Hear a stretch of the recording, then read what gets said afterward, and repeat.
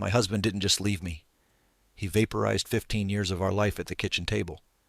He thought I'd disappear, but he had no idea I was about to become his worst nightmare. The silence was the worst part. For 15 years my life with Mark had been a comfortable symphony of familiar sounds. The whir of his electric toothbrush at 7 a.m., the clink of his keys in the ceramic bowl by the door, the low murmur of the sports channel he'd watch before bed. Our life wasn't a whirlwind romance from a movie. It was a sturdy, well-built house. Predictable, safe, and ours. We were planning to grow old in that house, to fill it with the memories of a life well lived. We even had a name for our retirement dream. The Tuscan Villa Fund. A jar on the kitchen counter where we'd toss our spare change, a silly little monument to our shared future. Then, the symphony stopped. The silence that replaced it was deafening. A hollow void where a life used to be. It all happened on a Tuesday. Of course it was a Tuesday, the most forgettable day of the week, now forever seared into my memory as the day my world split open. Mark came home from work, not with the usual tired sigh and a loosening of his tie, but with a strange, rigid posture I'd never seen before. He sat me down at the kitchen table, the very table where we'd planned vacations and argued over tile samples, and he dismantled our 15 years of marriage in under 5 minutes. "I've met someone, Sarah," he said, his voice flat, rehearsed. He couldn't even look at me, his eyes fixed on a spot on the wall just over my shoulder. I remember laughing, a short, sharp bark of disbelief. "A work friend. That's nice, honey. Are you bringing them to the barbecue on Saturday?" I was already mentally calculating how many extra burgers I'd need. His eyes finally met mine, and the coldness in them froze the air in my lungs. "No, Sarah. I've met someone. I'm in love with her. And I'm leaving." The words didn't compute. They were just sounds, disconnected from any meaning. Love, leaving, these were words for other people, for dramatic TV shows, not for us. We were Mark and Sarah. We were solid. We were the couple our friends came to for advice. We were the Tuscan Villa Fund. "Her name is Chloe," he continued, the words spilling out now as if a dam had broken. She's incredible. She makes me feel alive again. Alive again." The implication hung in the air, thick and suffocating. What did that make me? The woman who made him feel dead? I had supported him through 2 career changes, nursed him through a nasty bout of pneumonia that almost put him in the hospital, and celebrated every single one of his dull, incremental promotions as if he'd won a Nobel Prize. I had dedicated my life to the architecture of us. And Chloe? I didn't even have to ask. I knew. I'd seen the subtle changes in Mark over the past few months. The signs I had so expertly explained away. The new. Expensive gym membership was for his health. The late nights at the office were because of that big project. The sudden interest in designer clothes was just a midlife crisis phase. The way he guarded his phone like it was a state secret. Well, I trusted him. Or rather, I had trusted the man I thought he was. "How old is she, Mark?" I asked, my voice a whisper. He flinched. "That doesn't matter." "How old is she?" He finally looked down at his hands, spread flat on the table. 24. 24. I was 41. 17 years. A chasm of time and experience and life lived that he had just decided to leap across, leaving me on the other side. I felt a wave of nausea so intense I had to grip the edge of the table. He was trading our history for a future with a woman who was barely out of college when we got married. He packed a bag that night. It was surreal, watching him move through our bedroom, our sanctuary, like a stranger. A polite burglar. He took his new clothes, his new cologne, his new phone. He left behind the old Mark, the worn-out sweaters I loved, the faded photo of us on our honeymoon, the collection of history books he'd never read. He paused at the door, his hand on the knob. "I'm sorry, Sarah. I truly am. I can't do this anymore." And then he was gone. The click of the door latch was the final sharp note in our symphony. Then, silence. The next few days were a blur of tears, sleepless nights, and the hollow echo of my own footsteps in our too big house. Friends called, their voices thick with pity. My mom offered to come stay. I refused everyone. I needed to sit in the rubble to feel the sharp edges of my broken life.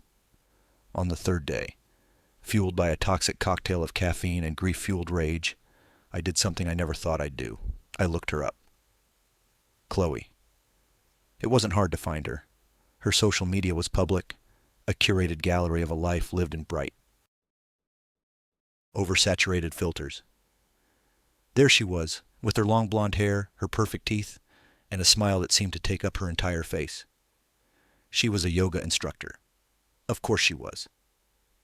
And there, in picture after picture, was my husband, Mark. But it wasn't the Mark I knew. This Mark was beaming, vibrant.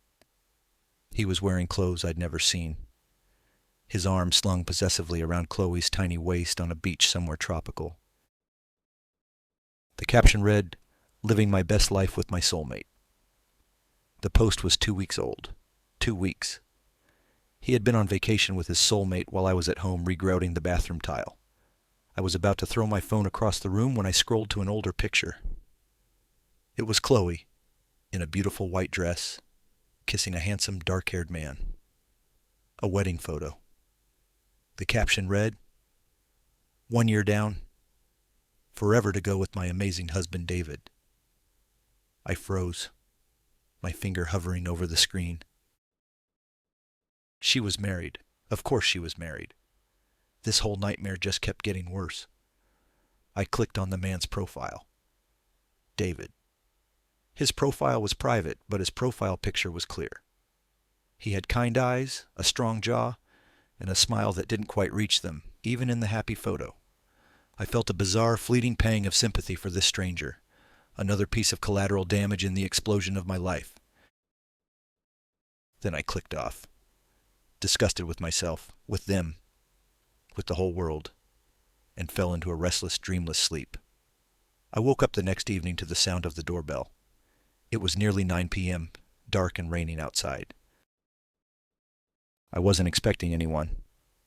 My heart hammered against my ribs. Maybe it was Mark, coming back, realizing he'd made a terrible mistake. A foolish, desperate hope flickered in the darkness of my chest. I crept to the door and peered through the peephole. Standing on my porch, soaked from the rain, was a man. He was tall, holding a wilting bouquet of grocery store flowers, his expression utterly lost. His face was instantly, shockingly familiar. It was the face from the wedding photo. It was David, Chloe's husband. He looked up, his gaze meeting mine through the distorted glass, and before he could even speak, he held up a small velvet box. He opened it, revealing a stunning diamond ring inside. It wasn't my ring.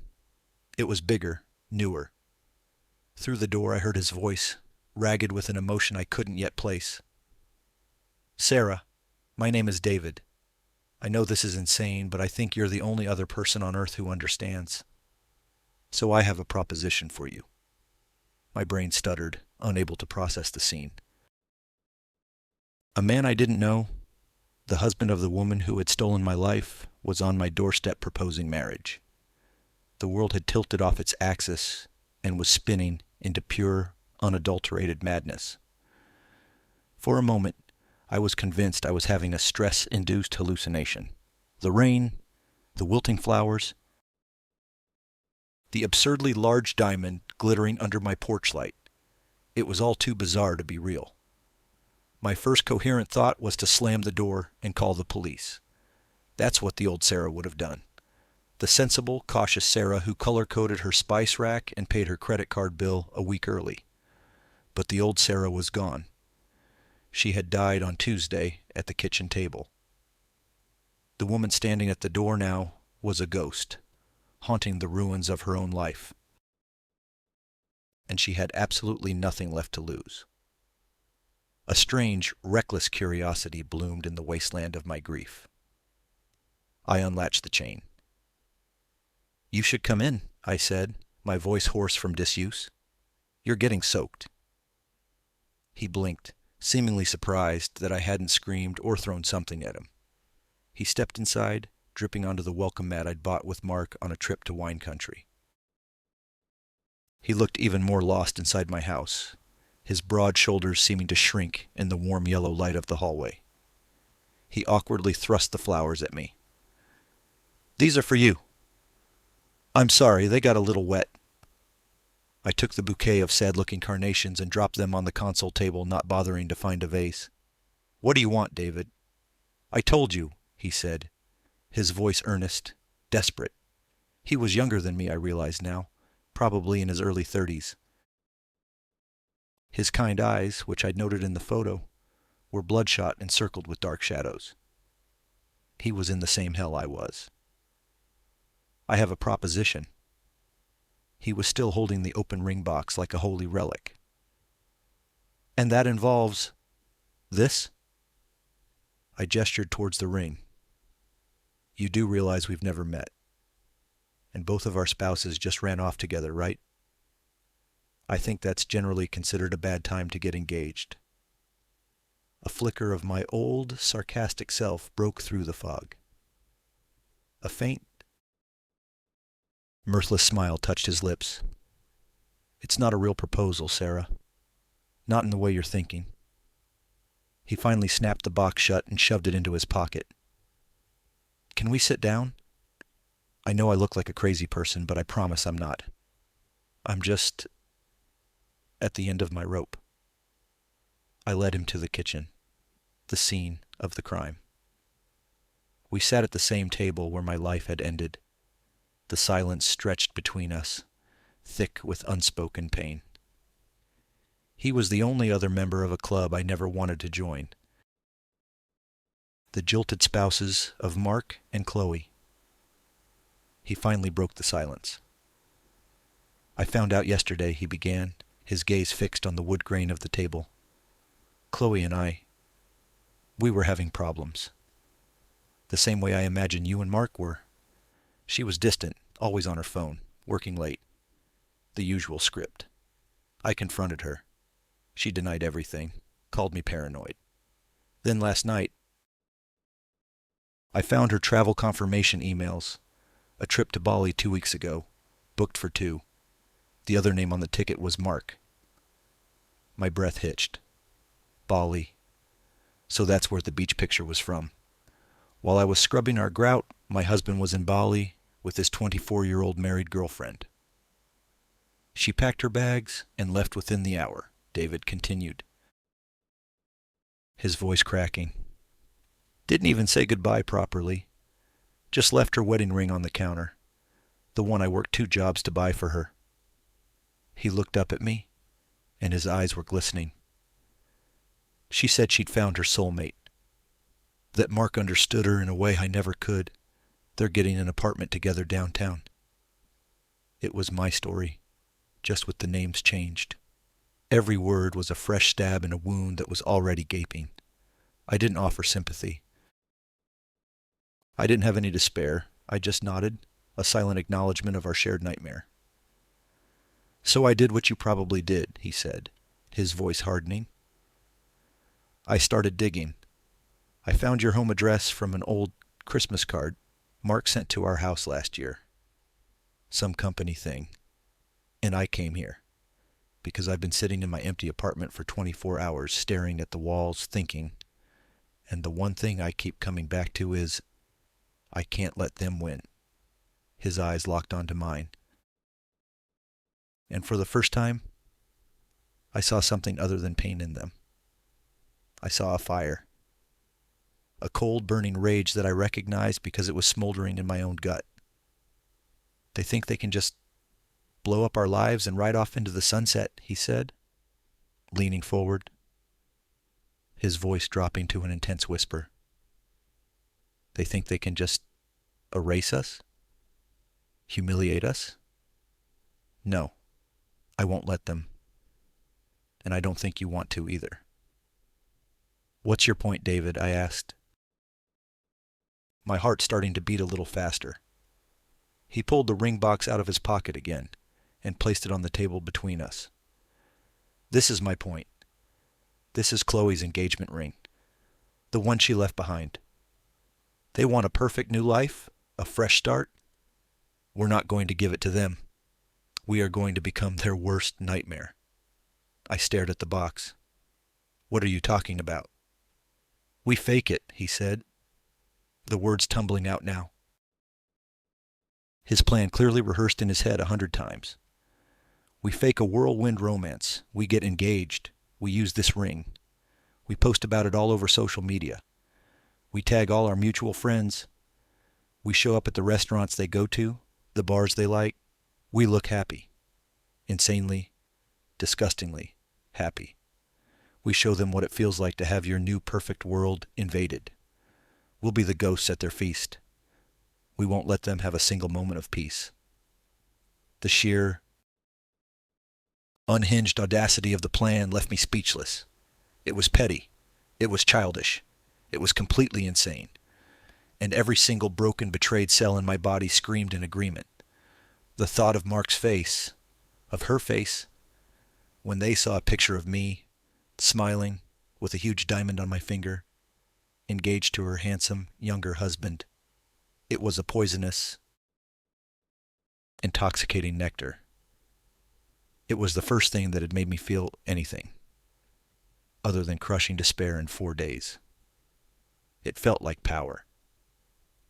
They destroyed our lives for their happiness, David said, his voice soft now, persuasive.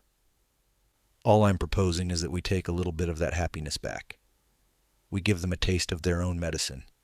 What do you say, Sarah? Will you be my fake fiancé? I looked from his desperate, hopeful face to the velvet box on the table. My past, my future, my sanity, it was all a swirling vortex. But in the middle of the storm, this crazy, ridiculous plan was a lifeboat, a way to stop drowning. I opened my mouth to answer, the word yes already forming on my tongue. But before I could speak, my phone, lying face down on the counter, buzzed.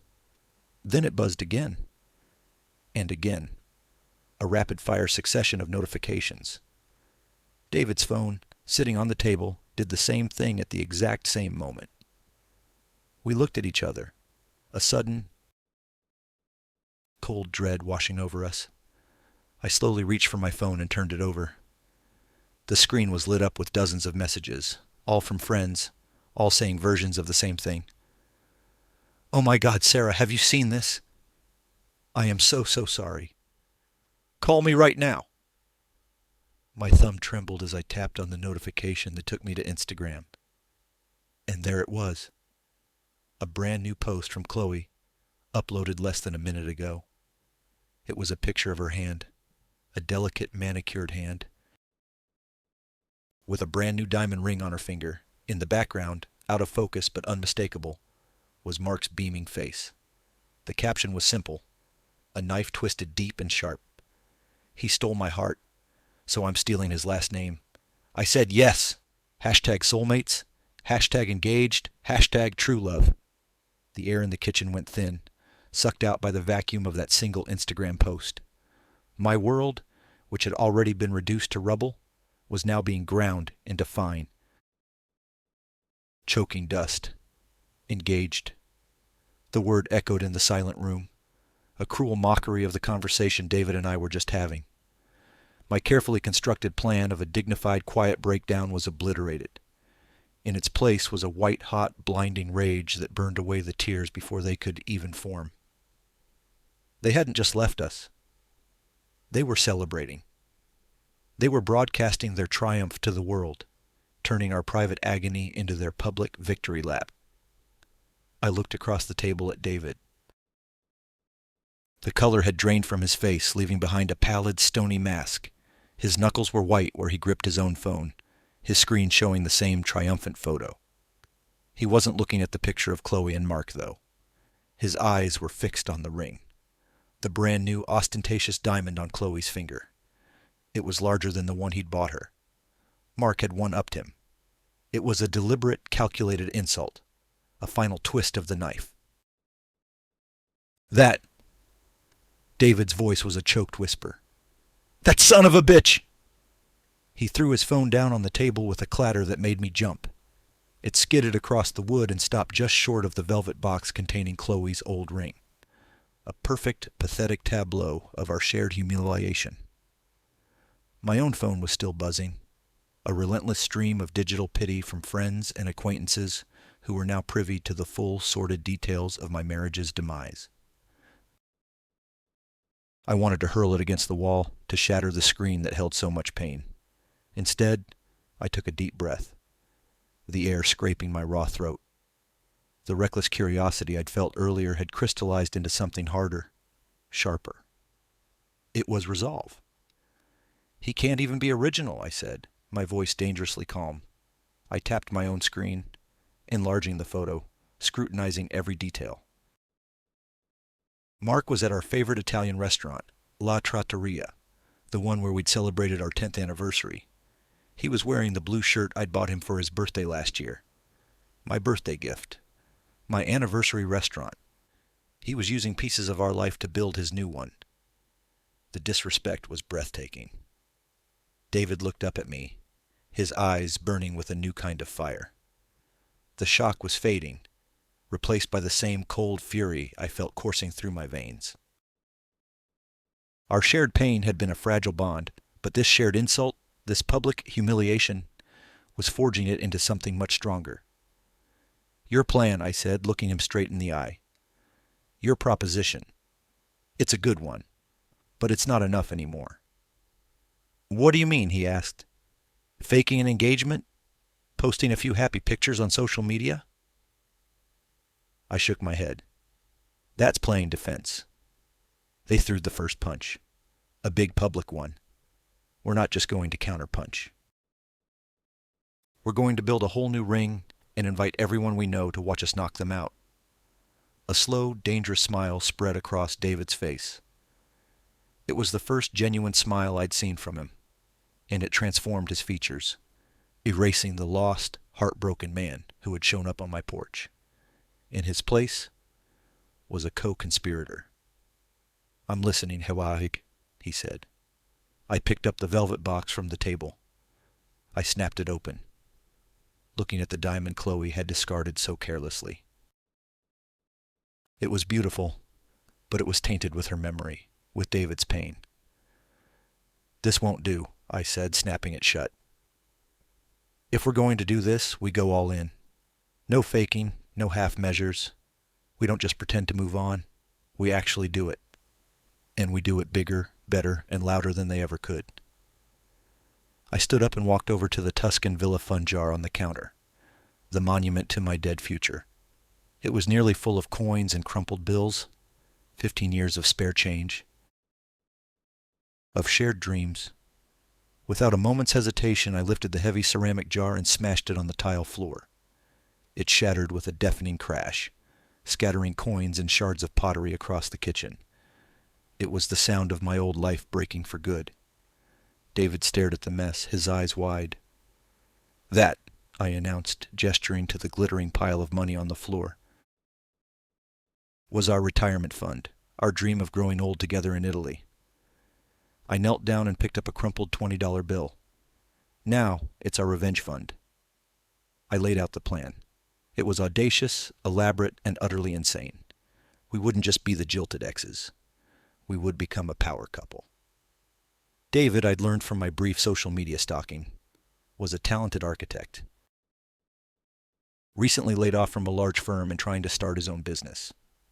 I had spent the last 10 years as a freelance event planner, a career I'd scaled back to support Mark's ambitions. I had contacts, I had skills, I had a reputation for creating flawless, unforgettable experiences. We're not just getting fake engaged, I told him, my mind racing. 1,000 possibilities clicking into place. We're launching a business together, an elite event planning and design firm.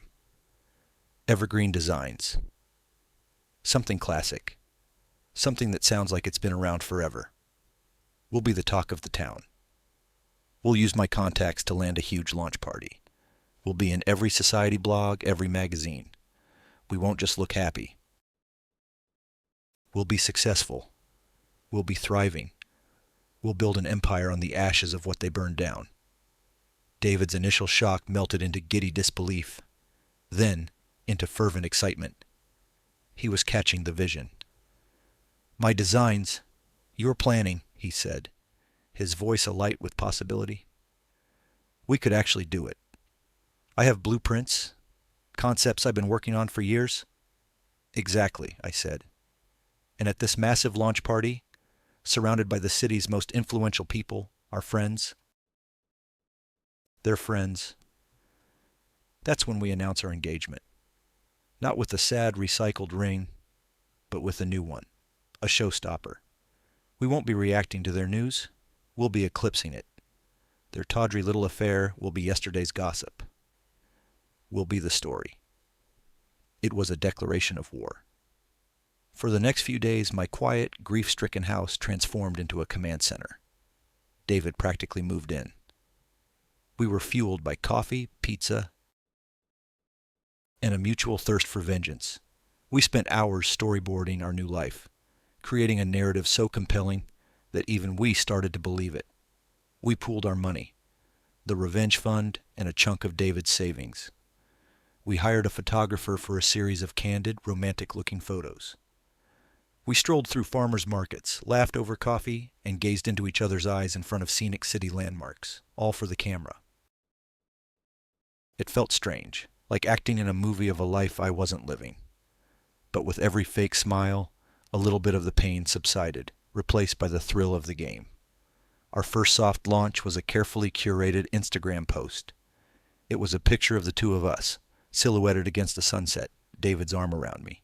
The caption was simple. Sometimes the best things in life are the most unexpected. It was vague but suggestive. We tagged a few key people. Friends we knew were also friends with Mark and Chloe. The reaction was immediate. My phone, which had been buzzing with pity, now buzzed with confusion and intrigue. Mark called. It was the first time I'd heard from him since he left. I let it go to voicemail. He left a message, his voice tight with an emotion I couldn't quite decipher. Sarah, what the hell is going on? Who is that guy? Call me back. The small victory was intoxicating. It was working. The final piece of the plan was the ring. We used a portion of the fund to buy a magnificent, vintage-inspired ring from an estate jeweler. It was classic, elegant, and looked like it had a history, a story. It was everything Chloe's new flashy diamond wasn't. The night of our launch party arrived. I stood in front of the mirror, barely recognizing the woman looking back at me. I was wearing a stunning emerald green dress, a color Mark hated. My hair and makeup were professionally done. I looked powerful. I felt powerful. David, standing beside me in a perfectly tailored suit, looked every bit the successful architect. We were a portrait of success and happiness. Ready to go to war? He asked, offering me his arm. Born for it, I replied, slipping the new, heavy engagement ring onto my finger. It felt cool and solid. A promise. Not of love, but of retribution. The party was a roaring success. The venue was packed, the champagne was flowing, and the buzz about our new company was electric. I saw them before they saw me. Mark and Chloe standing near the bar. They had clearly come to gloat to witness my public unraveling. Chloe was clinging to Mark's arm, her new ring flashing ostentatiously as she gestured. They looked smug, triumphant. They had no idea they had walked into a trap. David and I worked the room, laughing, networking, looking every inch the happy, successful couple. I could feel their eyes on us. I could sense their confusion turning to disbelief, then to anger. Finally, the moment came. I clinked a glass for attention. The room quieted. All eyes were on me. I saw Mark's face in the crowd, a thunderous scowl marring his features. Thank you all for coming to celebrate the launch of Evergreen Designs, I began, my voice clear and steady. My partner David and I are overwhelmed by your support. This company is a testament to new beginnings, to finding strength and beauty in the most unexpected places. I looked directly at David, my heart pounding, not from love, but from pure, unadulterated adrenaline. And speaking of new beginnings, I held up my left hand, the vintage diamond catching the light, drawing a collective gasp from the crowd. David smiled, taking my hand and kissing my knuckles. It was a perfect performance. I turned my gaze to the back of the room, my eyes locking with Mark's. His face was a mask of pure fury and shock. Chloe looked like she had been slapped. We had won. The night was ours. Later, as the party was winding down, David and I were standing on the balcony, overlooking the city lights. We were high on our success. We did it, he breathed, shaking his head in disbelief. Look at their faces all night. We actually did it. This is just the beginning, I said, a genuine smile touching my lips for the first time in weeks. My phone buzzed in my clutch. I pulled it out, expecting more congratulatory messages. But it was a text from an unknown number. My blood ran cold as I read the words on the screen. You think this is a game? You have no idea who you're dealing with. Chloe is mine. And Mark's little company just had a very unfortunate accident with its biggest investor. You wanted a war? You just got one. The celebratory champagne turned to acid in my stomach. I read the text again, then a third time, the elegant letters on the screen twisting into a venomous threat. David, sensing the abrupt shift in my mood, leaned closer. What is it? Is it Mark? I held out the phone without a word. He took it, his brow furrowing as he read the message. The triumphant glow from our party vanished from his face, replaced by a tense, wary shadow. Who is this? He asked, his voice low. I have no idea, I whispered, my mind racing. Chloe is mine. The words were possessive, chilling. This wasn't from Mark. Mark's anger was loud, obvious, and currently on display as he practically dragged Chloe out of the party, his face a thundercloud. This was something else. Something calculated and unseen. And the part about Mark's company. What did that mean? Mark was a senior project manager at a large construction firm. He didn't have his own company. Maybe it's just a friend of theirs trying to scare us, David suggested, though he didn't sound convinced. He handed the phone back to me, his hand brushing mine. His skin was cold. The rest of the night passed in a blur. We smiled, we accepted congratulations, we played the part of the ecstatic, newly engaged power couple. But the anonymous text had poisoned the well of our victory. It was a snake hiding in the grass of our meticulously planned garden of revenge. Every congratulatory hug felt like a potential threat. Every unknown face in the crowd a possible enemy. We had wanted a war, but we'd expected to choose the battlefield. This message suggested the war had already been raging, and we had just stumbled onto the front lines, blind and unprepared. The next morning, the reality of the threat crashed down on us. My phone rang at 7 a.m. It was Mark. I almost ignored it, but a knot of dread in my gut told me this was connected to the text. I put the phone on speaker, David leaning in close to listen. Quote 5, he didn't even say hello. His voice was raw with panic. I have no idea what you're talking about, Mark, I said, my voice colder than I intended. Don't play dumb with me, he yelled, and I could hear the frantic edge in his voice. The Harrison Project. Our biggest investor, Philip Harrison, just pulled out. We got an email an hour ago. He's withdrawing all funding, effective immediately. We're talking millions of dollars. Sarah, the company is going to be ruined. People are going to lose their jobs. This has your fingerprints all over it. This insane revenge scheme with Chloe's husband. You think I have the power to influence a multi-million-dollar investor I've never even heard of? I scoffed, but a chill snaked down my spine. Mark's little company just had a very unfortunate accident with its biggest investor. The text. It wasn't a bluff. Quote 10, he pleaded, his anger dissolving into desperation. Quote 11. The final puzzle piece clicked into place with a horrifying snap. Chloe's father. The anonymous texter wasn't some random friend. It was her wealthy, powerful father, a man who clearly doted on his daughter and had the resources to crush anyone who upset her. We hadn't just declared war on a yoga instructor and my midlife crisis husband. We had declared war on a titan of industry. I didn't do this, Mark, I said. And for the first time, I was telling him the absolute truth. You and Chloe did this to yourselves. This is the world you created. Don't call me again. I hung up before he could respond, my hand trembling. I looked at David. He was pale. Her father, he breathed. Philip Harrison? Of course. He's ruthless. He built his empire from nothing. He's notorious in the business world for destroying his competition. Chloe is his only child. He worships her. She once told me he threatened to ruin a professor who gave her a B in a college class. The game had changed. This wasn't about petty social media posts and public humiliation anymore. This was real. We had poked a bear, no, a dragon. And now he was breathing fire. The business we had launched with so much fanfare, Evergreen Designs, suddenly felt fragile, vulnerable, a house of cards in the path of a hurricane.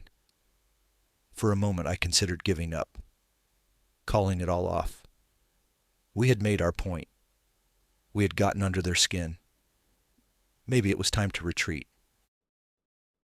to disappear and try to rebuild our lives in quiet. But then I thought of Chloe's smug face at the party. I thought of Mark's panicked, self-serving phone call, blaming me for the consequences of his own actions.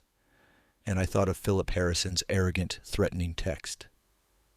They expected us to crumble. They expected us to run.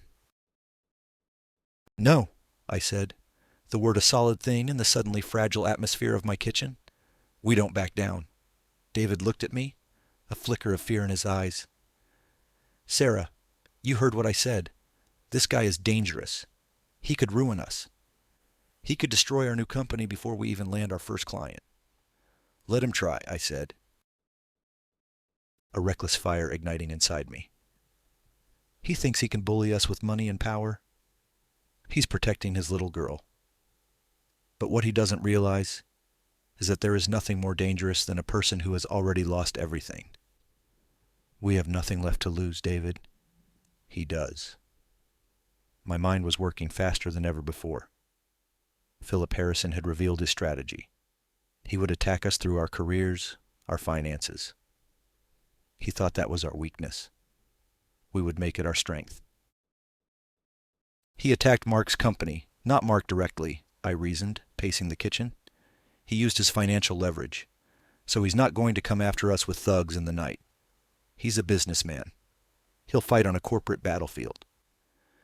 And we've just set up a tent in the middle of that battlefield, David countered grimly. Exactly. So we fortify it, I said. We need a client, a big one. Someone so high profile, so untouchable, that Harrison wouldn't dare interfere for fear of the splashback. We need a firewall. The idea was insane, but it was the only one we had. I spent the rest of the day on the phone, calling in every favor, leveraging every piece of goodwill I had accumulated over 15 years. I called old clients, former colleagues, friends of friends. I pitched Evergreen Designs with a passion and confidence born of pure desperation. I got a lot of polite refusals. We were too new, too unproven. The hours ticked by, and with every no, the walls felt like they were closing in. David, meanwhile, was a whirlwind of activity, transforming my dining room into a design studio, sketching, rendering, building a portfolio for a company that didn't have a single paying client. We were acting as if success was inevitable, a dam holding back the flood of fear. Late that night, exhausted and defeated, I was ready to admit he was right. We were out of our league. My last call was to an old acquaintance, a woman named Eleanor Vance, a notoriously prickly society matriarch for whom I had planned a small charity luncheon years ago. She was known for her impeccable taste and her even more impeccable connections. It was a long shot, but it was the only one I had left.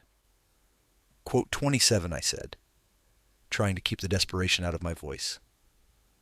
Quote 28, quote 29. She cut me off, her voice like cut glass. My blood ran cold. Of course she knew. Eleanor knew everything. It wasn't a question. He is, I admitted, my bravado crumbling. We need a client, Eleanor. A big one. Something to show we're legitimate. There was a long pause on the other end of the line. I could hear the faint ticking of a clock in her silent, opulent home. Philip Harrison is a vulgar man, she finally said, a hint of steel in her tone. He bulldozed his way into this city with his new money and his complete lack of grace. He tried to buy a seat on the museum board last year. I personally blackballed him. A tiny, fragile flicker of hope ignited in my chest. My daughter is getting married in 6 months, Eleanor continued. It's the wedding of the season. I haven't hired a planner. Everyone I've met is a sycophant or an idiot. You, Sarah, are neither. And you certainly have motive to make this event spectacular. She paused again. The wedding is at my private estate. The budget is unlimited. But there is one condition.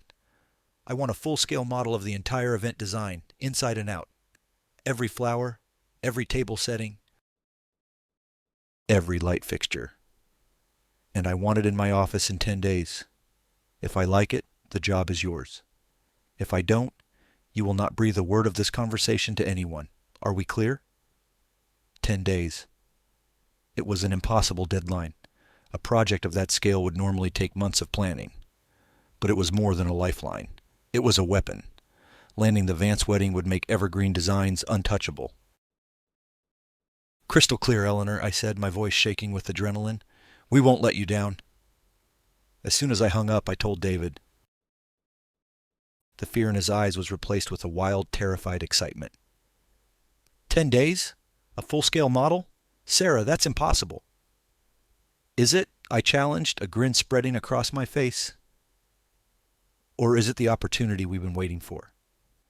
For the next 9 days, we didn't sleep. We lived on caffeine and ambition, turning my home into a miniature construction site. We built a detailed model of the Vance estate,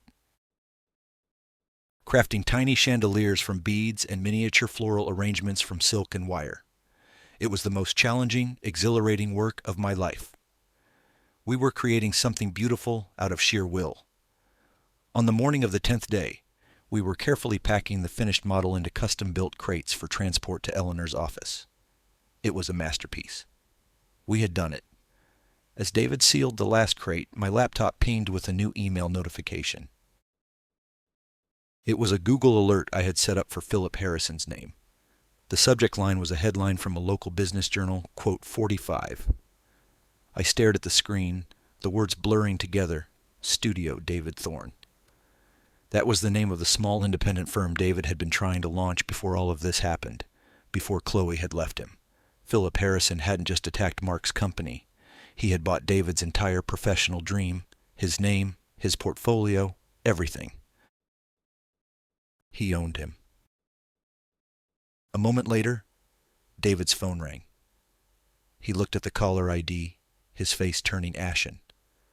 Quote, 46, he whispered, looking at me with wide, terrified eyes. He answered the call, his hand trembling. I could only hear his side of the conversation. Quote, 47. He hung up the phone, his expression utterly defeated.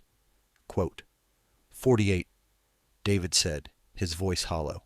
Quote, 49. He gestured numbly to the magnificent model in the crate,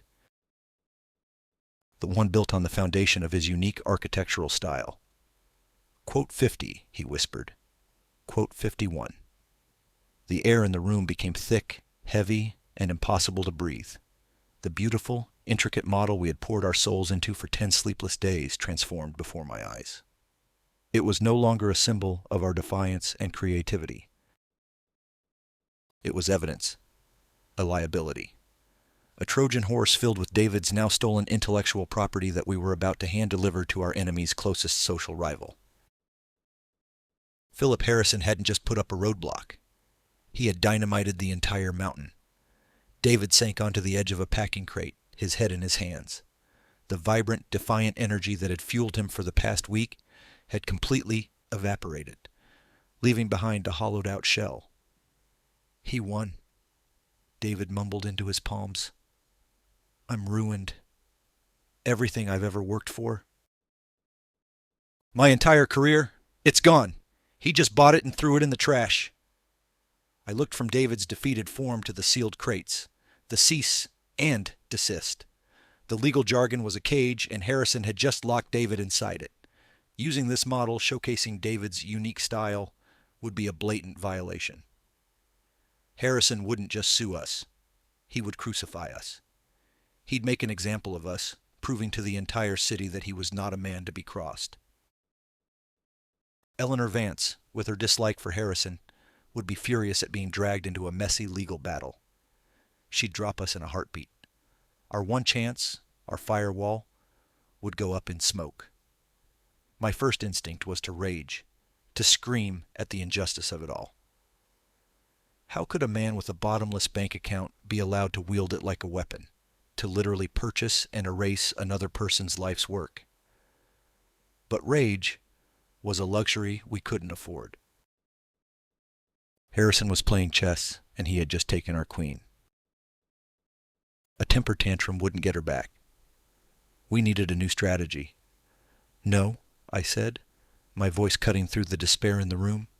David looked up, his eyes empty. Sarah, don't, he said, his voice flat. There's no way around this. We can't use the model. We can't make the presentation. We have to call Eleanor and cancel. We are not canceling, I insisted, kneeling in front of him, forcing him to meet my gaze. Listen to me. David, he thinks he's beaten you. He thinks he's taken your greatest weapon, your design portfolio. He's wrong. Your portfolio isn't your greatest weapon. Your mind is. He can buy your old blueprints, but he can't buy your next idea. My next idea, he asked, a bitter laugh escaping his lips. We have less than 3 hours until the presentation, Sarah. What am I supposed to do? Design a new wedding for the event of the season from scratch in the back of a taxi? Not from scratch, I said, a wild, desperate idea taking root. We just need to change the aesthetic. We need to give Eleanor something completely different. Something that has none of your signature style. Something that is legally, provably, not yours. I stood up, my mind racing. He thinks you're a one-trick pony. He bought your trick. We need to show him you're a goddamn magician. The flicker of hope was faint, but it was there in his eyes. What are you thinking? I'm thinking, I said, walking over to my bookshelf, that you're not just an architect who designs sleek, modern structures. For the next 3 hours, you're a 17th century Italian landscape artist. I pulled down a heavy art book, one of the few things Mark had left behind. The Gardens of Versailles. I threw it on the table. Then another, Baroque architecture in Rome. We're not giving her modern minimalism. We're giving her opulent, over-the-top historical romance. We're giving her a Baroque masterpiece. It was certifiably insane. We were throwing out our entire, meticulously crafted plan and improvising a new one on the fly, based on a theme we knew nothing about. But its very insanity was its strength. There was no way Philip Harrison could claim David's sudden, inspired foray into 17th century design was his intellectual property. For the next hour, my dining room was a chaotic whirlwind of art history and caffeine.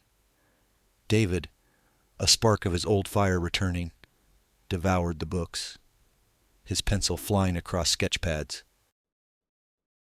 He wasn't just copying, he was interpreting. He was using the principles of Baroque design, the drama, the grandeur, the intricate detail, and translating them into a modern event space. He sketched out sweeping floral installations that mimicked Bernini sculptures, lighting plans that recreated the chiaroscuro of a Caravaggio painting, a floor plan for the reception that mirrored the formal gardens of a French palace. It was brilliant. It was audacious. And it was all on paper. We had no model, no materials, nothing but a stack of sketches and a crazy story. We arrived at Eleanor Vance's downtown office with minutes to spare. It was a stark, intimidating space, all glass and steel, with a panoramic view of the city. Eleanor sat behind a desk the size of a small car, her expression impassive. She gestured to the empty conference table. "Where is it?" she asked, her voice laced with impatience. "Your model." My heart hammered against my ribs. This was it, the moment of truth. "There is no model, Eleanor," I said, my voice steady despite the tremor in my hands. I placed David's sketchbook on the polished surface of the table. We had a last-minute stroke of inspiration. We realized that a model couldn't possibly do justice to the vision we have for your daughter's wedding. Eleanor raised a perfectly sculpted eyebrow. She looked from me to David, then down at the simple sketchbook. I could feel the opportunity slipping through my fingers. But then David began to speak. He didn't just present the sketches. He performed them. He walked her through the entire experience, his words painting a picture more vivid than any model could. He described the guests arriving through an archway of woven branches and flickering candlelight, the scent of jasmine and beeswax in the air. He described the ceremony under a canopy of white roses, designed to look like the baldachin at St. Peter's Basilica. He described the reception, where every table would be a unique work of art, a tableau of lush fabrics, gilded fruit, and overflowing flowers, all bathed in dramatic, theatrical lighting. He wasn't just an architect anymore. He was a storyteller, and he was weaving a spell. I watched Eleanor's face. Her impassive mask slowly melted away, replaced by a look of utter captivation. She was leaning forward, her eyes wide, completely lost in the world David was creating. He had taken Harrison's attack, the worst moment of his professional life, and transmuted it into a work of genius. When he finished, the room was silent. David's voice, hoarse with passion, hung in the air. Eleanor Vance leaned back in her chair, her eyes still fixed on the final sketch. She was quiet for a long, agonizing moment. "Philip Harrison is a brute," she said finally, her voice soft. "He thinks the only way to build something is to tear something else down." She looked up, her gaze sharp and piercing, first at David, then at me. "I prefer to build things that last." She tapped a long, manicured finger on the sketchbook. "You're hired. My assistant will have the contract drawn up this afternoon. I expect you to exceed my every expectation." The wave of relief was so powerful, I felt dizzy. We had done it. We had faced the dragon and walked out of the fire unscathed. We had our firewall. As we rode the elevator down, David and I were giddy, laughing with a mixture of disbelief and exhilaration. "A Baroque masterpiece," he said, shaking his head. "I can't believe that worked." "You were incredible," I told him. And I meant it. I had never seen anyone command a room like that. In that moment, he wasn't the heartbroken man on my porch. He was a force of nature. Our celebration was cut short when my phone buzzed. It was another text from an unknown number, not the same one as before. But the sense of dread was immediate. My hands shook as I opened it. It wasn't a message. It was a single photograph. The photo was grainy, clearly taken from a distance with a long lens. It was a picture of a man and a woman sitting at an outdoor cafe deep in conversation. The woman was me. The picture had been taken yesterday afternoon during the one brief 30-minute break I'd taken to grab coffee. I didn't recognize the man I was talking to. He was older, with graying hair, and he was handing me a thick manila envelope across the table. I remembered him now. He'd approached my table, asking for directions, then had struck up a brief conversation about the weather before leaving. It was a completely innocent, forgettable encounter. But the text below the photo twisted that innocence into something sinister. Philip Harrison isn't the only one with powerful friends. Some of them are wondering why the fiancé of a star architect is accepting cash payments from a known associate of the Marino crime family. Be careful, Sarah. A war on two fronts is difficult to win. The elevator doors opened, and the bustling lobby of the skyscraper might as well have been a soundstage. The world outside our bubble of terror seemed fake, muted. I stared at the picture on my phone, my mind struggling to connect the dots. The Marino crime family. The name sounded like something out of a bad gangster movie, but the cold dread coiling in my gut told me this was deadly serious. The innocent conversation, the man asking for directions, it was a setup. A carefully staged photograph designed to look like a clandestine meeting, a payoff. Sarah, what is it? David's voice pulled me back. The elation had vanished from his face, replaced by a mirror of my own fear.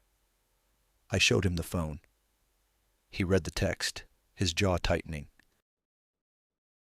This is insane, he whispered, pulling me away from the stream of people exiting the elevators and into a quiet corner of the lobby. Who sent this?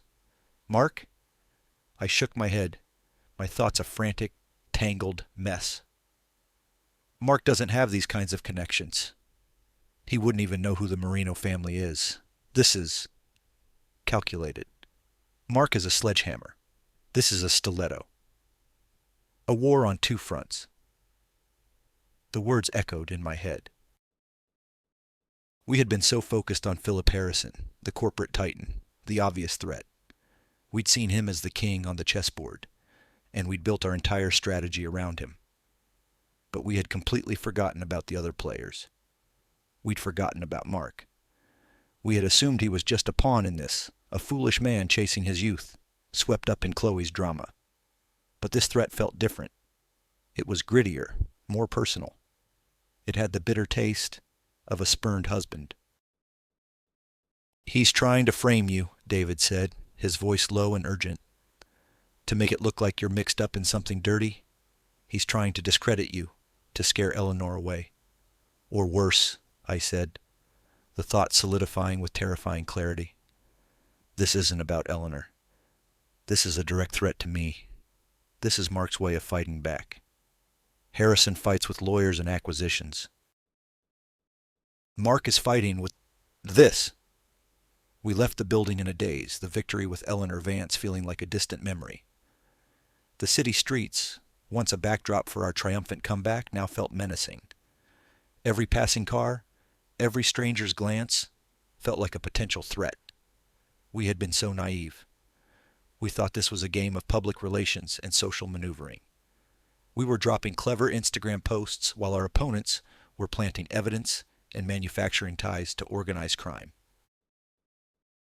Back at my house, which no longer felt like a safe command center but a vulnerable fishbowl, the paranoia began to set in. Was the house bugged? Was someone watching us right now? The anonymous message had achieved its goal. It had sown terror and distrust. We need to go to the police, David said, pacing my living room. And say what? I countered, my voice sharp with anxiety.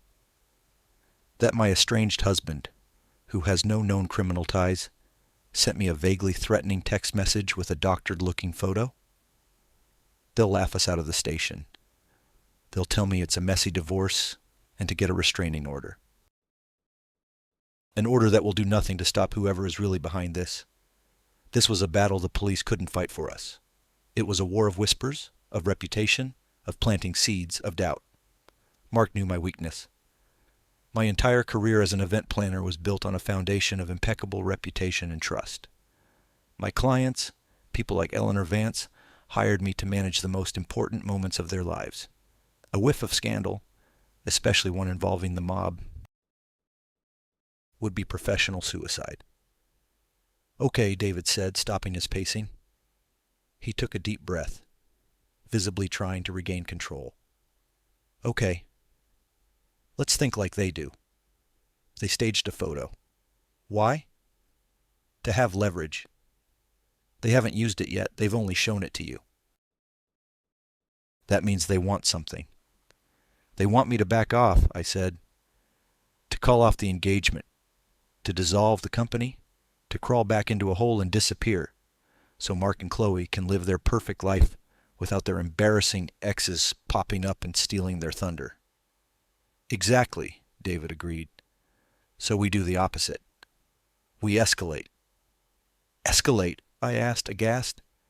David, they're trying to link me to the mob. How do we escalate from there without getting cement shoes? We use their own tactics against them, he said, a familiar, dangerous glint in his eye. The strategist was back. They're trying to destroy your reputation by linking you to criminals. So we're going to destroy Mark's by linking him to something even worse in his world. Incompetence and fraud. The plan he laid out was as audacious as it was terrifying. Philip Harrison had inadvertently given us the perfect weapon when he'd had Mark's company's funding pulled.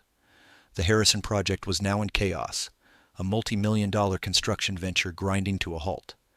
Mark, as the senior project manager, would be the public face of that failure. He called you, panicking about his career, David reasoned. That's his weak spot. Not his love for Chloe, not his pride, his career. His reputation as a competent, successful professional. That's what we attack. Over the next 48 hours, we waged a silent digital war. It was a campaign of suggestion and insinuation, far more damaging than any direct accusation. I used my event planning skills in a new, darker way. Not to manage a guest list, but to manage a narrative. I reached out to a freelance journalist I knew. A woman who specialized in corporate exposés and had a grudge against Mark's construction firm from a previous story. I didn't give her the fake photo or mention the mob. I just gave her a tip. An anonymous tip about potential _quote_52_ in the Harrison Project's finances, suggesting she might want to look into the project manager, Mark Peters, and his suddenly lavish lifestyle. Simultaneously, David used his architectural knowledge to dig into the public records for the Harrison Project. He spent hours combing through blueprints, supply manifests, and inspection reports. And he found it. A tiny discrepancy he almost missed. A specific grade of structural steel had been specified in the original plans, but a cheaper inferior grade had been signed off on for the actual order. The signature on the revised purchase order was Mark's. It was probably a cost-saving measure, something that happened all the time. But framed in the right way, in the wake of a catastrophic project collapse, it could look like something far more sinister. It could look like fraud, like he'd cut corners, embezzled the difference, and put the entire building's structural integrity at risk. We leaked the purchase order to the journalist. We didn't need to connect the dots for her. She was a professional. She would draw her own conclusions, and they would be far more damning than anything we could say. The article dropped 3 days later. It was a front-page story in the city's biggest business journal. The headline was explosive. Harrison Project collapse, questions of fraud and incompetence swirl around senior manager. The article didn't outright accuse Mark of a crime, but it masterfully wove a narrative of his sudden, expensive affair, his new flashy lifestyle, and the suspicious materials downgrade on the city's most high-profile construction failure. It was a professional assassination. And our fingerprints were nowhere near the weapon. The fallout was immediate and spectacular. Mark was suspended from his job, pending an internal investigation. His name and face were everywhere, synonymous with failure and suspicion. The quiet digital war had become a very loud, very public slaughter. I should have felt victorious. I should have felt the same thrill I had after the launch party. Instead, I felt a cold knot of dread. We hadn't just escalated. We had dropped a bomb. And the shock wave was bigger than I had anticipated. We had attacked Mark's career, but the story had taken on a life of its own. It was a scandal now, and scandals attract attention from everyone. That evening, as I was watching the news report about the construction firm's stock taking a nosedive, my doorbell rang. My heart leaped into my throat. David was out picking up dinner, and I was alone. I crept to the door, my hands trembling, and looked through the peephole. It wasn't Mark. It wasn't a mobster. It was a woman I had never seen before. She was in her late 50s, with sharp, intelligent eyes and an impeccably tailored suit. She looked powerful, calm, and deeply familiar, though I couldn't place her. Behind her, parked at the curb, was a Blacktown car with a driver. I opened the door, leaving the chain on. "Can I help you?" I asked. The woman didn't smile. She looked at me with an expression of cool professional assessment. Quote, 54, she said, her voice even and controlled. Quote, 55. The world seemed to shrink until it was just the space between me and the woman on my porch. Catherine Peters. In 15 years of marriage, Mark had mentioned his estranged older sister maybe twice. She was a high-powered lawyer in another state, a name without a face. A piece of family history he'd neatly filed away and never spoken of. Now, here she was, the family ghost made flesh, standing on my doorstep as if summoned. And she wasn't here for a reunion. She was here as a belligerent. "May I come in?" she asked, though it sounded more like a demand. "Or do you plan on conducting this conversation through a door chain?" My survival instincts, honed to a razor's edge over the past few weeks, screamed at me to slam the door, to hide. But my rage, that cold, steady flame that had become my constant companion, refused to let me back down.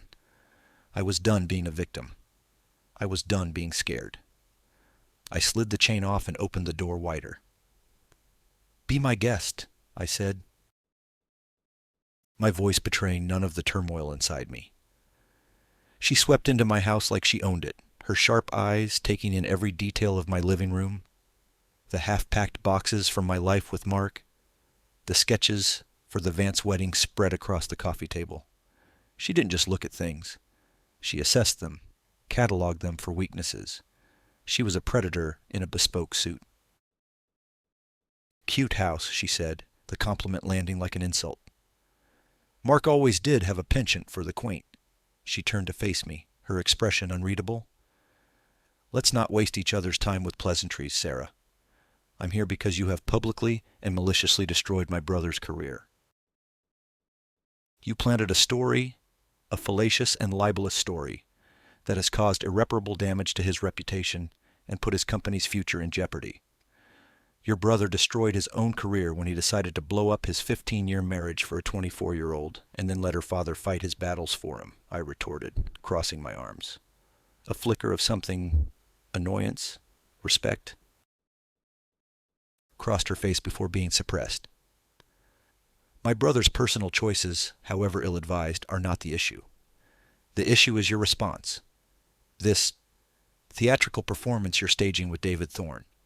The fake engagement, the company, this crusade for revenge. It's amateurish. And it ends now." "Is that a threat?" I asked. She laughed, a short, sharp sound devoid of humor. "Good heavens, no. A threat is what you do when you have no power. I don't need to threaten you, Sarah. I'm simply informing you of the facts. Fact 1. My firm represents Philip Harrison. We have for years. He's one of our most important clients. Fact 2. I was the one who advised him to acquire David Thorne's firm and to issue the cease and desist. A clean, legal, and devastatingly effective maneuver.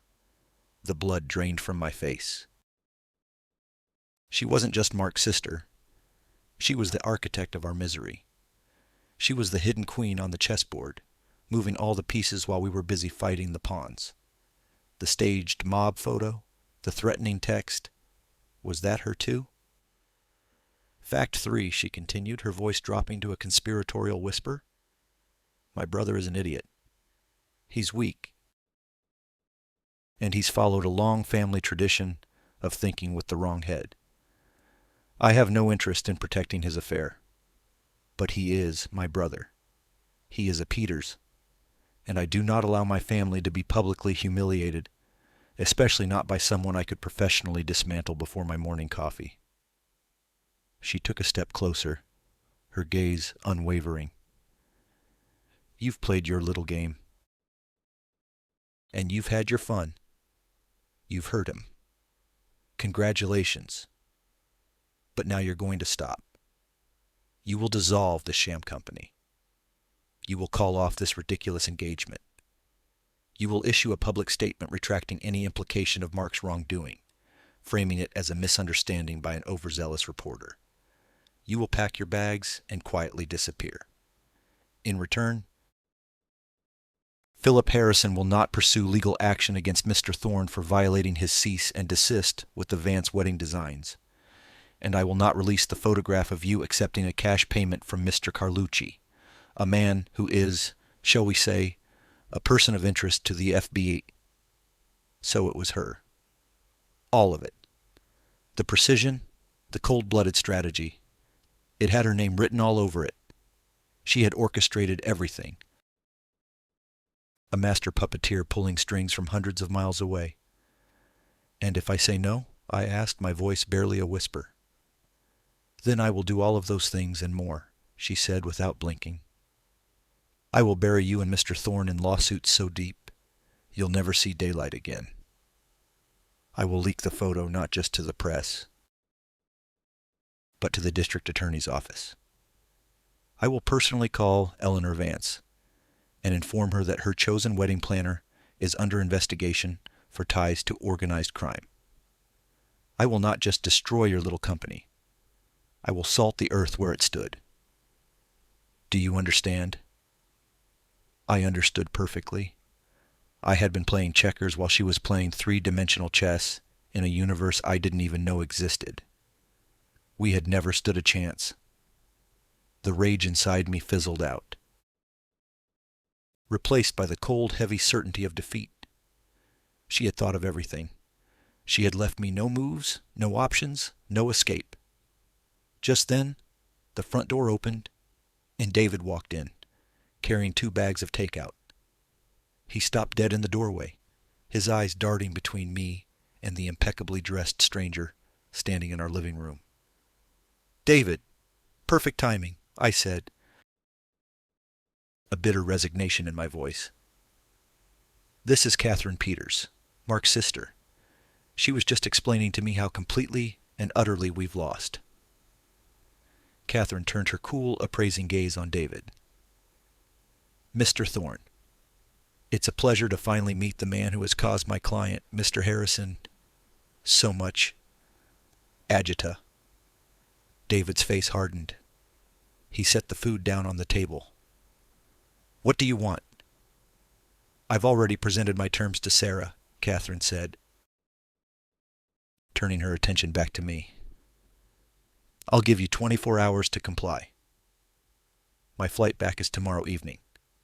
I expect to be flying home to a crisis that has been fully resolved. She walked to the door, pausing with her hand on the knob. One more thing. A piece of free legal advice. When you're at war, it's crucial to know who your real enemy is. You've been aiming at the wrong targets all along. She gave me a final, dismissive look, and then she was gone. The Blacktown car pulled away from the curb and disappeared down the street. The silence she left behind was suffocating. What did she mean, the wrong targets? David asked, his voice tense. She meant her, I said, sinking onto the sofa, the fight completely gone from me. It's always been her. She's been advising Harrison, orchestrating everything from behind the scenes. She's protecting the family name. We're just collateral damage.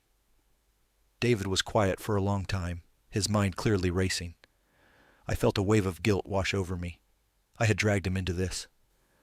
My thirst for revenge had led us down a path that was now ending in our mutual destruction. He was going to lose everything because of me. We have to do what she says, I said, the words tasting like ash. It's over. David, we have to give up. He didn't answer. He walked over to the coffee table and picked up one of his sketches for the Vance wedding. He stared at it, his expression unreadable. When I was a kid, he said softly, his back still to me, my father had this old beat-up pickup truck.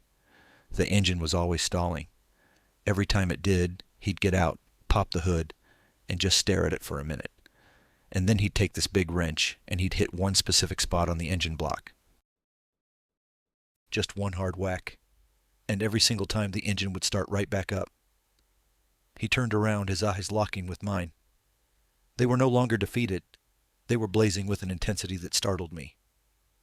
What are you talking about? I asked. She said we're aiming at the wrong targets, he said, a slow, dangerous smile spreading across his face. She's right. We've been fighting Mark, we've been fighting Chloe, we've been fighting Harrison. But Catherine is the engine. She's the one making everything run. He tapped the sketch in his hand.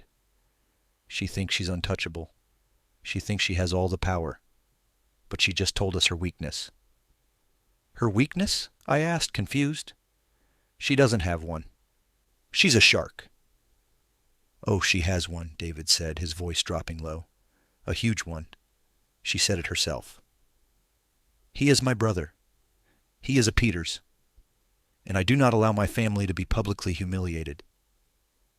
He took a step towards me. We've been trying to humiliate Mark. But what if the person we need to humiliate is her? A chill went down my spine. How?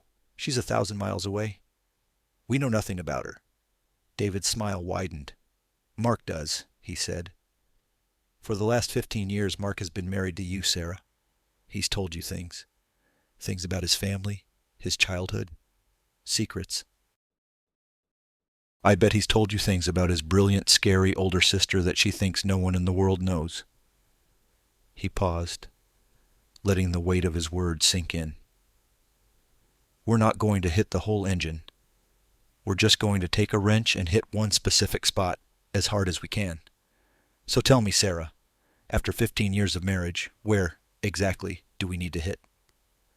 David's question hung in the air, a lit match in a room full of dynamite. My mind, which had been a fog of defeat, suddenly sharpened into crystal clear focus. He was right. I had been so consumed by the pain of Mark's betrayal that I had buried the 15 years of memories that preceded it. But they were still there, a vast and detailed archive of his life, his hopes, his fears, and his family. I closed my eyes, pushing past the images of Bali and Chloe's triumphant smile, and let the older memories surface. Late-night conversations over wine, rainy Sunday afternoons, long drives to visit my parents.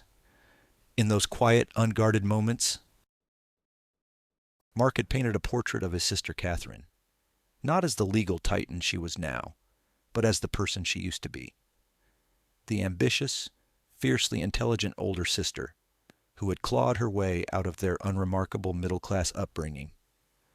And he had told me her secret, the one thing she had spent her entire adult life trying to outrun. The bar exam, I whispered, my eyes flying open. The first time she took the bar exam, she failed. David looked at me, confused. That's it? A lot of people fail the bar the first time. Not Catherine, I said, standing up, the plan beginning to form, audacious and terrifying. For her, it wasn't just a failure. It was a humiliation. Her father told everyone she had passed. They threw her a huge party. According to Mark, she was too proud and too scared to admit the truth. She lived the lie for months, told everyone she was deferring starting at a firm to travel. She retook the exam in another state under the radar and passed. She moved away and never looked back. No one in her new life, her fancy law firm, her high society circle knows. As far as they're concerned, she's Catherine Peters, the prodigy who has never failed at anything in her life. It was a small thing, a decades-old secret. But it wasn't the failure itself that was the weapon. It was the lie. It was the crack in the perfect, invincible facade she had built around herself. A woman who built her career on the foundation of law and ethics had started it all with an act of academic fraud and deception. For a senior partner at a prestigious firm, that kind of hypocrisy, if revealed, would be catastrophic. Her entire identity is built on this image of flawless perfection, I explained, my voice trembling with the sheer, beautiful malice of the idea. Humiliating Mark is one thing. Humiliating her, that's a kill shot. David's eyes widened as he grasped the sheer, elegant cruelty of it. How do we prove it? We don't have to prove it, I said. We just have to make the right people ask the question. We had less than 24 hours. Our counterattack had to be swift, precise, and untraceable. I reached out to my journalist contact again. This time the quote 56 wasn't about Mark. It was about his sister, Catherine Peters, the celebrated senior partner at Sterling, Croft, and Finch. The tip was simple, a suggestion to look into a potential discrepancy in the timeline of her admission to the bar. We provided the 2 different states and the approximate dates. A good investigative reporter would know exactly what to do with that information. But we didn't stop there. A public expose would take time we didn't have. Catherine needed to be hit now, before her flight took off. David, the architect, came up with the delivery system. He spent 2 hours crafting a formal-looking, but completely fake, inquiry letter. It was on the letterhead of the National Board of Bar Examiners, Office of Professional Ethics, a department that didn't exist, but sounded terrifyingly real. The letter was addressed to the managing partners of Sterling, Croft, and Finch, and it stated that they were opening a preliminary investigation into a historical irregularity concerning Catherine Peters's bar admission records. The final piece of the puzzle was getting it to the right people. Catherine was the enemy, but the managing partners of her firm were the target. I found their names and email addresses online. Then, using an encrypted anonymous email service, we sent the letter. We didn't send it to Catherine. We sent it to her bosses. We hit send at 3 p.m., just a few hours before her flight. Then, we waited. The silence in my house was absolute. We had fired our only shot, a silver bullet aimed at the heart of the monster. Now we could only wait to hear if it had hit its mark. Every minute felt like an hour. We didn't speak. We just sat. The tension of physical presence in the room. At 5:15 p.m. my phone rang. The caller ID was blocked. My heart stopped. I answered, putting it on speaker. "This is a very, very stupid game you're playing, Sarah." It was Catherine, but her voice was different. The icy, controlled confidence was gone. In its place was a barely concealed tremor of fury and panic. We had hit her. "I have no idea what you're talking about," I said, my voice a perfect imitation of her own cool dismissal from the day before. "Don't you dare play dumb with me," she hissed. "My partners just called me into a meeting. They received an email, an inquiry." "That sounds like a personal problem," I said calmly. There was a pause. I could hear her breathing, ragged and uneven. She was losing control. "What do you want?" she finally asked, the words sounding like they were being ripped from her throat. "I want you to call off your dogs," I said, my voice hard as steel. "Call Philip Harrison. Tell him the acquisition of David's firm is off. Tell him to drop the cease and desist. Tell him to reinstate the funding for Mark's project, and you will destroy the photo of me and your little mob friend. You will do all of this, and you will disappear from our lives forever." "And what if I don't?" she spat, a last vestige of her fighting spirit. "Then I'll make sure your preliminary investigation becomes a front-page story in every major newspaper in the country by morning," I said. I was bluffing. I had no control over what the journalist did, but Catherine didn't know that. "Your partners might stand by you through a family scandal, But they will not stand by you through a professional ethics investigation that makes their entire firm look like a fraud. You have spent 30 years building your perfect life, Catherine. I can burn it to the ground with a single phone call. Do you really want to find out if I'm bluffing? The silence on the other end of the line was the sweetest sound I had ever heard. It was the sound of a tyrant realizing they had been checkmated. It was the sound of my victory. Fine, she finally choked out. You win. The line went dead. David and I stared at each other for a long moment, and then we both started laughing. It wasn't a happy laugh. It was a hysterical, exhausted, can you believe we're still alive laugh. We had done it. We had faced down two of the most powerful people in the city and won.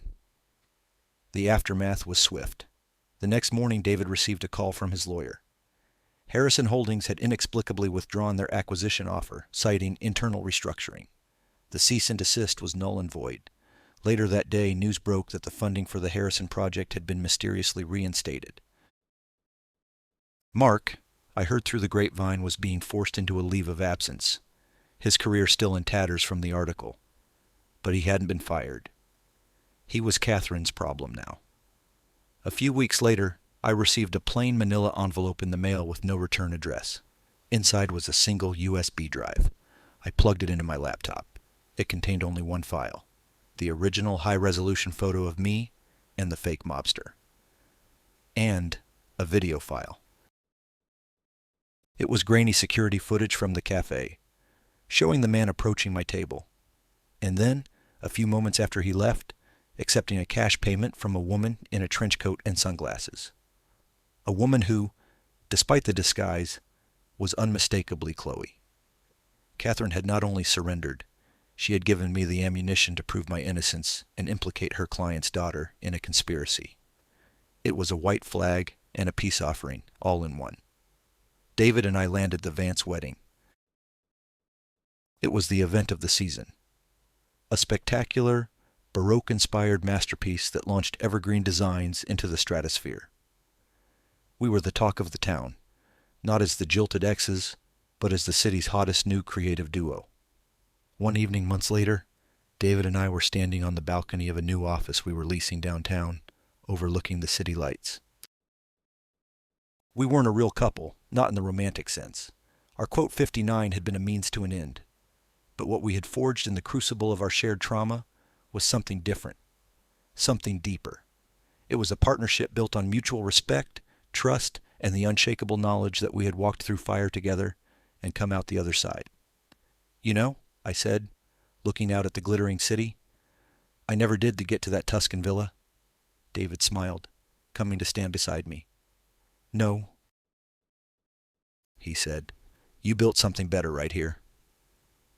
He was right. The life I had with Mark had been a sturdy, well-built house. But it was a house someone else had designed. The life I had now, the one I had built with David from the rubble of our pasts, wasn't a house at all. It was an empire, and I was finally its queen.